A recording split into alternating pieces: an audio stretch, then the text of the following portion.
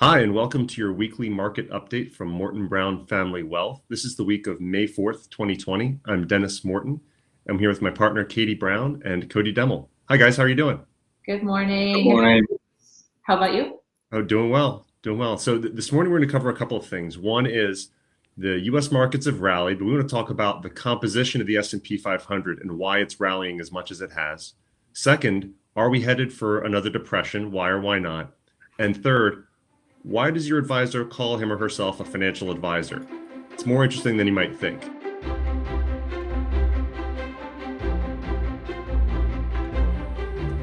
Cody, you found a recent article about these S&P 500 returns and the stocks that make it up. Tell us more about that. Yeah, so I saw an article earlier this week from Forbes that I thought was very interesting. He made up an index that he called the S&P 5 that was equally weighted between Apple, Amazon, Google, Microsoft, and Facebook. So that index is up almost 10% year to date, where the S&P 500 as a whole is down around 10%. And then the S&P equally weighted throughout all the 500 stocks is down 17% year to date. So I thought it was very interesting to show how those five tech stocks are outperforming the market so far year to date. Wow. Pretty incredible. So really quickly, just to kind of put a little context around this, the difference between the S&P 500 index and the equally weighted index. So the way that the index works and how a lot of indexes work is that the largest companies, the largest market cap size companies make up a greater percentage of the index. And so what you just reported there, Cody, is if we take these five companies that are driving most of the index and all of the companies in there, and we assign an equal weighting to them, the returns are vastly different. So if we equalize that, then really the market would be down 17%, not 10%. And I think that's just really interesting to see the impact of a handful of companies and how much they have, the potential to drive markets both positively and negatively, really. Yeah, I think indexing has become such an important part of investing over the last decade, but not all indexes are created equal. I mean, that's why the Dow Jones is so different from the S&P 500, and they move differently at different times because one's made up of 30 stocks, one's made up of almost 500. And if you're comparing one index to another, that might be a reason why you might see one outperforming another is because they have a greater percentage in just a handful of stocks. Yeah. Yeah. It can mask unintentional concentrations. You might own a lot more of a company than you realize that you did. So Yeah. you're getting broad diversification, but if it's concentrated, then it's important to kind of crack that open sometimes and look and see what's inside. So interesting you say that, Katie, because that was really one of the first things we did when the market started, cracking in February is let's go inside of our indexes, let's go inside of our funds and see what makes them up. Because are you going to find excess energy or exposure to international or what is the composition? Because you don't want to be surprised if you think you own something that has just as much in Exxon as it does in Amazon. Yeah. Cody, something else, you pulled a chart on this. Do you want to talk about the chart that you pulled comparing the S&P 500 to the equally weighted, looking back over like 5 years? Yeah, so we pulled up a chart over the last 5 years. The S&P 500 as a broad index is up around 37%. And then that same index that Katie just broke out, the equally weighted S&P 500 is up only 13% over the past 5 years. Wow, incredible. So it does make it hard to compare and assess how am I doing, right? So, yeah. Good. Now, kind of pivoting, there's a transition there from the stock performance to the economy and whether recession, depression is imminent. Katie, what did you find in some of your reading this week? Mm-hmm. Well, I think it's important once again to kind of highlight that we can have very different market performance from how the economy is actually doing. Mm-hmm. So we talked a little bit about that before.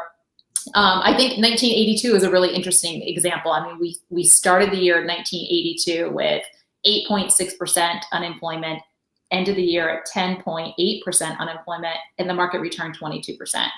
Because sometimes we're pricing in future expectations. I'm always interested when I see I'm reminded of some of those events.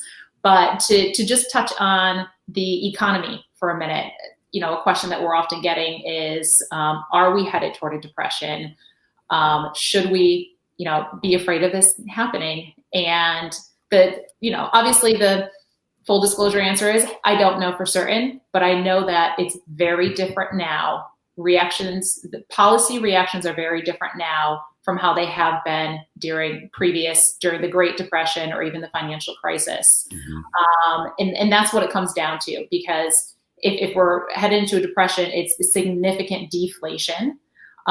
Whereas on the other side, if it's a financial crisis, it's significant inflation. But it all comes back to the policy. So as long as, the Federal Reserve and the government, as long as they continue to infuse liquidity and run that fiscal policy to support stabilize the banking systems and the monetary policy to bring about the CARES Act and help support the individual companies, then our chances of running into a depression-like period are significantly reduced. It comes down to the reaction, the policies that are made, and the willingness to put things into place. So. Right. Now we saw the Federal Reserve and Congress have the tools and use them quickly in this instance. Whereas if you go back to, the late 1800s, where there was no Federal Reserve, or even the Depression, they either didn't have there was no central bank, or there was, and they were reluctant to use the tools that were at their disposal. So we've really evolved over the last so many years, which is one of the reasons why we've avoided depressions in many cases for quite a long time. I think even in 2008, not that long ago, but I think there were a lot of lessons learned from there. They kind of dragged their feet a little bit before TARP was approved and put out. They had to kind of reach that point. And if you recall, the TARP stimulus it was voted down in Congress. And then we had significant sell-offs in the market for a few days, and they came back and passed it because I think politicians recognized they had to put their own agenda aside and just help the economy. So they were much more quickly to react this time, I think, than they were even a decade ago. All right. So one last thing we wanted to cover today is your financial advisor an advisor? You might think that it's intuitive. In fact, 40% of investors believe that their financial advisor is obligated to act in their best interest at all times. But unfortunately, that's not the case. Now, for us at Morton Brown Family Wealth, we are fiduciary advisors, which means that we are obligated to place client interest first. But with traditional brokers who are allowed to call themselves financial advisors, there's a murky kind of conflict of interest and commission-based and really convoluted system of compensation and interests that's been allowed to exist for a long time. And there's a movement that actually goes into effect next month called Regulation Best Interest, which might require some advisors to no longer use that name. And this is pretty consistent with some of the alphabet soup you see after people's names on credentials and everything else. Now, Cody, you and I have come from the Wall Street world. Katie, you and I were independent brokers for a little while. What do you guys think about just that nature of how to know whether you're an advisor is actually an advisor or not? Yeah, I think it's important. We talked about this before, and we actually have a nice little tool of if you're thinking about working with an advisor, or if you have friends that are talking to advisors or questioning whether or not it's a good fit, to ask them. The number one important question in my mind is, are you a fiduciary? That line is still there. It's just you can't see it in the titles, and I do think that it's table stakes, because at that point we put the client's best interest first, and we're disclosing conflicts of interest. There's no other way to do it. Right. I think, Cody, for you and I to become advisors in the Wall Street world, we had to pass a Series 7 exam that gave us a license to sell securities. Like it's the ability to sell product.